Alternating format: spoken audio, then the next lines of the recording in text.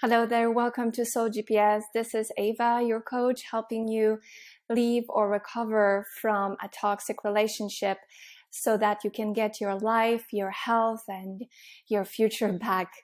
In this video, what I wanted to do is talk to you about 3 ways in which a boundary can protect you from manipulative people and toxic situations. Before I get into the content, if you haven't yet subscribed, I'd love to invite you to do so to receive more regular content on how to heal from toxic relationships and become empowered in the process. So in this video, I'm going to be drawing a concept from this real awesome book that I really highly recommend for anyone who has experienced a betrayal in their life. It's called The Betrayal Bond, and it's by Patrick Carnes. And in one of the latter chapters, he describes a situation in which he was helping a woman in her recovery and used this really awesome metaphor of a zipper as a way of keeping herself sealed and boundaried and protected from toxicity that can come either from other people or from an environment. So I wanted to talk to you about these 3 things that I have kind of distilled from this book. I tweaked them, I changed them, I've added some situational examples. So here we go. First way that a boundary protects you is it keeps things sealed inside, so you don't have to feel like you have to divulge information when you don't want to. And this is very common in work situations when, for instance, someone befriends you or, becomes very curious about your personal life, where things sort of extend beyond the work environment, and they start asking all these questions. And I've talked to a lot of people who have been through this. I've been through this myself. So it's a bit of a form of innocence or naivete on our part. We think that, this person wants to be a friend and they're just being so nice without having any idea of why they need that information. And then later on, it turns out that they may be using it against us, or they may get that information from us to make us open up and feel like they're our friend so that we support them in a work environment. But then later on, they can turn against us in front of other people. So that is quite common and happens a lot. And the less vulnerable you are with people on that level, by sealing that zipper up from the inside rather than the outside, so that not anyone can just come up and unzip you and get all the stuff that they want from you, you're the one who decides. You're the guard of the gates. So that's I think that's a really cool analogy.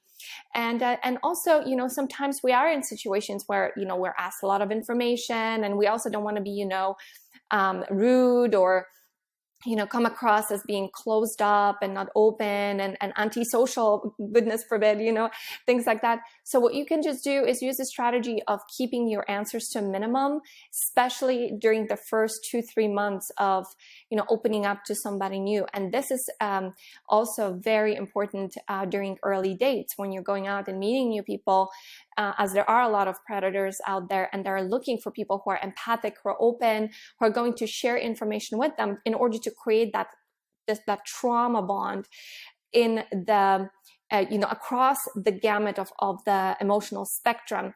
So it turns out, for some strange reason, we don't really know exactly why that is, although there are some really great theories out there, and I get into this in my programs and more lengthy work. But when we get something, when something really positive happens and we have an experience with somebody, it doesn't have as much of an impact as when we go through something negative with that person, because that's when the bond becomes much stronger. And it could be due to a variety of reasons. One is that, it's the safety mechanisms of the body really kick in and put the alarm up. So we're always in threat and always in danger, so that everything is more active and alive. And that usually comes up, returning back to the subject, that usually comes up in a pretty early, days, weeks of knowing this person. You're going to start to encounter situations in which you may feel uncomfortable, feel like you're sharing too much, and of course they're going to want to do that. They're going to do that as well to encourage you to do it, to share more information about you, so that they can feel like there's an intimacy bond that's flowing between you. So be on guard, be careful. You don't have no obligation to share a lot. That's really all up to you. And you call in the shots and you set the pace. So point number 2 is say no when you're asked to do something that feels uncomfortable. And it's, a risk is, this is not about, avoiding risky, fun situations.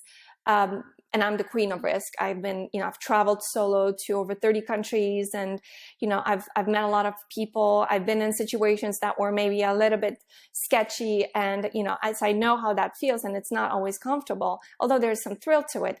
But, as I get older, as I have gotten much more experience in my life, I am much more discerning and careful about who I spend my time with, where I go, which situations I expose myself to, and so on and so forth, just because I have learned over time that, a person like that is in a highly vulnerable state and they can get taken advantage of. So what I'm talking about when I mean uncomfortable situations is when somebody asks you to do something with them and for them, and you just have that inkling in your stomach. It's usually in the stomach, maybe it's in your chest, when you feel kind of contracted, you feel like it's, you're not sure. And then, when you're at that place where you're not sure, and your emotions or your intuition, your GPS isn't able to really give you a straight answer whether you should do something or shouldn't do, that's when we want to really rely on our rational mind and on our logic, and really look at the pros and cons. What are the payoffs and what are the costs of doing such thing? So, and one of the things that has taken me some time to realize, and it's been sort of, kind of like a crush with reality, but at the same time, there's a lot of saving grace in this. And I want to share that with you here, is that we have limited resources, especially as we get older. Our time shrinks, our energy may kind of like slow down. Of course, there's a way to mitigate that by having a healthy lifestyle, compressing time by working smarter, and, cooperating with other people so that we can share resources and so on. But in general, I think we got to get a little bit more protective about our time, our money, our energy, and so on, and and spread them wisely.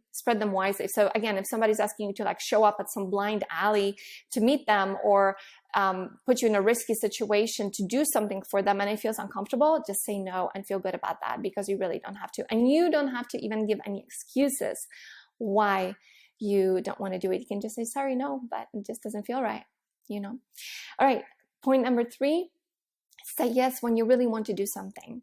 And that's kind of the reverse, right, of the previous point, because we tend to, people who are givers, who are accommodating, who are agreeable, we tend to love to sacrifice ourselves for other people, because it feels good to do a nice deed and have that connection flowing in the process. And that is great when it's a two-way street, when you're also receiving something out of the situation, not just giving until you're fully depleted, which is what happens in toxic situations and toxic environments. You're at first given a lot of stuff and attention, and they're creating these circumstances. Manipulators do that, where they share information with you to make you feel like you can trust them, and they will do things that they said that they would do. But that usually sort of starts to fall off and change pretty soon, like within the first 2-3 months, or they will start to get demanding and making you feel like you owe them something. That's how you can tell who you're dealing with here. And so you're going to have to be, smart to discern whether somebody is there to share with you genuinely, or if they're there to extract resources from you. So it's easier said than done about saying yes to things you want to do, because again, most of us are entrained to want to do things for other people.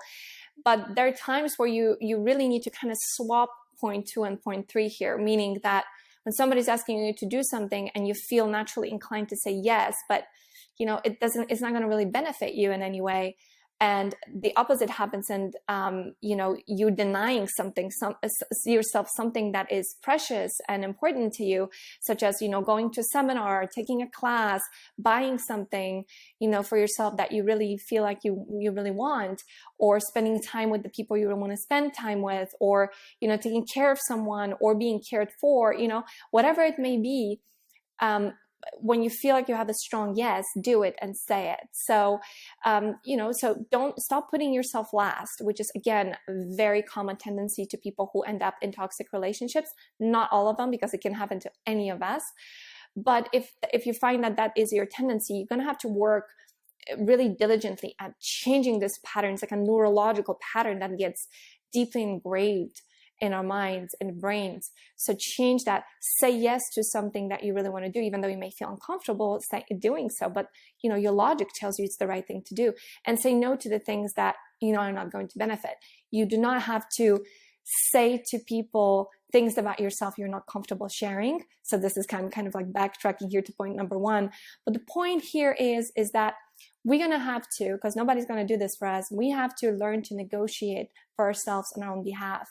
So say no when it's appropriate, say yes when it's appropriate, and just not say anything when it feels like it's the right thing to do. So these are just 3 ways in which you can use boundaries pretty easily, pretty quickly, so that you can protect yourself from most manipulators and also from toxic situations. And remember, this is your life. You get to call the shots. So I hope this video was helpful to you. I also hope you're going to stay with Soul GPS and subscribe for all future content. I also want to invite you to visit my website for more information. It's mysoulgps.org.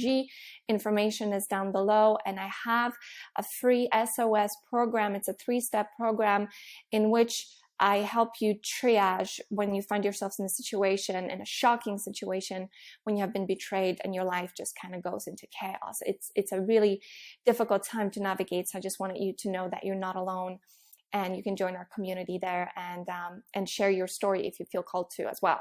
So thank you for your attention, and I look forward to catching up with you in another video. Bye-bye.